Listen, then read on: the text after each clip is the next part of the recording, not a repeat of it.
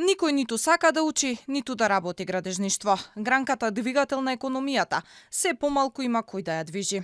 Податоците од Градежен факултет Скопје велат дека градежништвото стихино умира. Професорот Горан Марковски, кој е член на катедрата за бетонски и дрвени конструкции, во интервју за МИА, предупредува дека доколку ова продолжи, ќе се соочиме со сериозен недостиг на инженерски кадар, а тоа ќе резултира со градби со низок квалитет кои ќе бидат ризични и небезбедни. Причините за ваквиот тренд се многобројни, вели професорот. Според него, државата мора да најде механизам како струката да се направи поатрактивна. Мора нешто подитно да се превземе барем за облажување на овој тренд, зашто ако не се надополни празнината, треба да бидеме свесни дека понатаму поколенијата ќе живеат во понебезбедни и поповредливи објекти.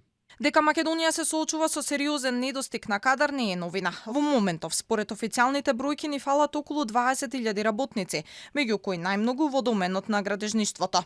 Една од главните причини се секако подобрите работни услови надвор од границите, а бројката ќе скокне на пролет веројатно, кога куферите ќе си ги спакуваат за сезонска работа во регионот и Европа. Ни требаат негде околу 20.000 работници за 2023 година.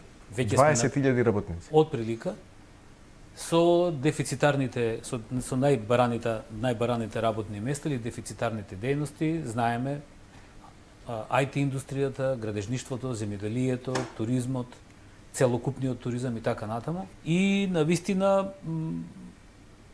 не би знаел од каде да кажам како ќе ги најдеме тие работници. Синдикатите причината за ова ја гледаат во лошите политики на владата. Сега наводно се креираат некакви политики за увоз на ефтина работна сила, но она што е клучно е дека најдобрите кадри ги избркавме од државата. Ќе бидат многу мотивирани кога градежните работници ќе ја напуштат државата поради лошите политики на владата и креирањето на лоши мерки кон градежништвото, лошите капитални инвестиции кои за жал не ги гледаме во изминатиот период. Се е застанато или полузастанато. Ако градежништвото како двигател на општеството и на индустријата во државата ви застане, тогаш што да очекувате од другите дејности и од другите гранки? Незаинтересираноста за професијата веројатно се должи на лошите услови во кои се наоѓа секторот. Забелешките од синдикатот за градежништво се бројни.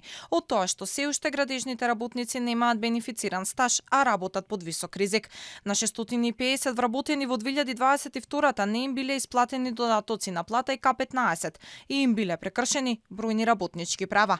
Една од најголемите болки е ниската плата. Во секторот градежништво, просечна плата на општ градежен работник е 24.000 денари, а пак за инженер достигнува 28.000 денари.